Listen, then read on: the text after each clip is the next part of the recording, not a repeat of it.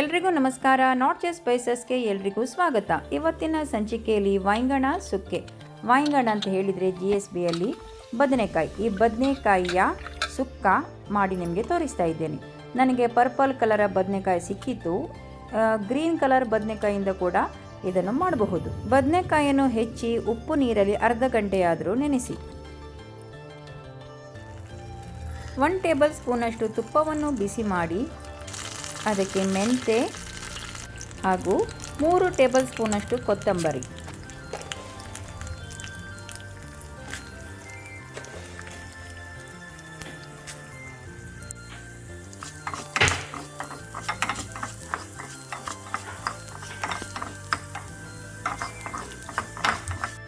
ಇನ್ನೊಂದು ಪ್ಯಾನಲ್ಲಿ ಸ್ವಲ್ಪ ತುಪ್ಪವನ್ನು ಬಿಸಿ ಮಾಡಿ ಸಾಸಿವೆ, ಕರಿಬೇವು ಒಗ್ಗರಣೆ ಕೊಡಿ. ಒಂದು ದೊಡ್ಡ ಈರುಳ್ಳಿಯನ್ನು ಹೆಚ್ಚಿ ಇಟ್ಟಿದ್ದೇನೆ. ಅದನ್ನು ಕೂಡ ಇದಕ್ಕೆ ಹಾಕಿ ಚೆನ್ನಾಗಿ ಫ್ರೈ ಮಾಡುವ. ಈರುಳ್ಳಿಯನ್ನು ಚೆನ್ನಾಗಿ ಕೆಂಪಾಗಿ ರೋಸ್ಟ್ ಮಾಡಿಕೊಳ್ಳಿ. ಉರಿ ಸಣ್ಣದಿರಲಿ. ಈಗ ಮಸಾಲೆ ರೆಡಿ ಮಾಡುವ. ಮಸಾಲೆಗೆ ಅರ್ಧ ತೆಂಗಿನಕಾಯಿ ತುರಿ, ಹುಳಿ ತುಂಡು, ಖಾರಕ್ಕನುಸಾರವಾಗಿ ಒಣಮೆಣಸು, ಉಪ್ಪು ನೀರಲ್ಲಿ ಹಾಕಿಟ್ಟ ಎಲ್ಲ ಬದನೆಕಾಯಿಯನ್ನು ಚೆನ್ನಾಗಿ ಇನ್ನೊಂದು ನೀರಿಂದ ತೊಳೆದು ತೆಗೆಯುವ. ಮಸಾಲೆ ಒಮ್ಮೆ ಗ್ರೈಂಡ್ ಮಾಡಿ ಆದಮೇಲೆ ಹುರಿದ ಕೊತ್ತಂಬರಿ ಮೆಂತೆಯನ್ನು ಕೂಡ ಈಗ ಹಾಕಿ ಒಂದು ತಿರುವು ತಿರುಗಿಸಬೇಕು. ಈರುಳ್ಳಿಯನ್ನು ಚೆನ್ನಾಗಿ ಕೆಂಪಗೆ ಕಾಯಿಸಿಕೊಳ್ಳಿ. ಈಗ ಮಸಾಲೆ ರೆಡಿಯಾಗಿದೆ. ರುಚಿಗೆ ಬೇಕಾದಷ್ಟು ಉಪ್ಪನ್ನು ಹಾಕಿ ಬದನೆಕಾಯಿ ಒಳಗೆ ಎಲ್ಲ ಮಸಾಲೆಯನ್ನು ಹಾಕೊಳ್ಳಿ.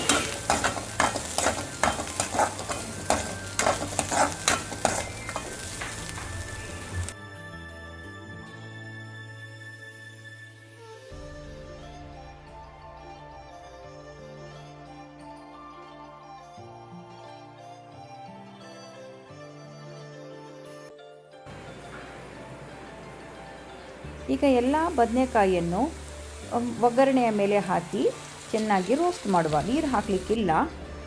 ಒಂದು 10 ನಿಮಿಷದಷ್ಟು ಇದೆಲ್ಲ ಹಾಕಿ ಪ್ಲೇಟ್ ಮುಚ್ಚಿ ಚೆನ್ನಾಗಿ ಬೇಯಿಸ್ಕೊಳ್ಳಿ.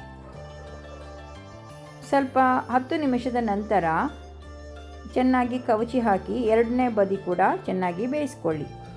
ಉಳಿದ ಮಸಾಲೆಯನ್ನು ಕೂಡ ಈಗ ಹಾಕುವ.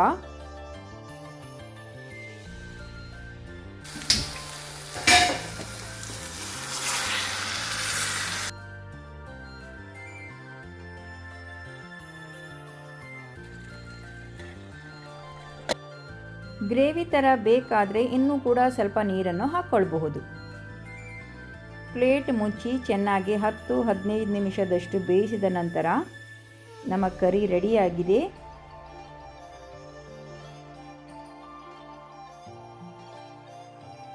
ಚಪಾತಿ ಜೊತೆ ಕೂಡ ಚೆನ್ನಾಗಿ ಹೊಂದಿಕೊಳ್ತದೆ. ಅದೇ ರೀತಿ ಪ್ಲೈನ್ ರೈಸ್ ಜೊತೆ ಕೂಡ ಇದು ಚೆನ್ನಾಗಿ ಹೊಂದಿಕೊಳ್ತದೆ. ಮನೆಯಲ್ಲೊಮ್ಮೆ ಟ್ರೈ ಮಾಡಿ. ಇಷ್ಟವಾದಲ್ಲಿ ಫ್ಯಾಮಿಲಿ ಫ್ರೆಂಡ್ಸ್ ಜೊತೆ ಶೇರ್ ಮಾಡಲು ಮಾತ್ರ ಮರೆಯದಿರಿ.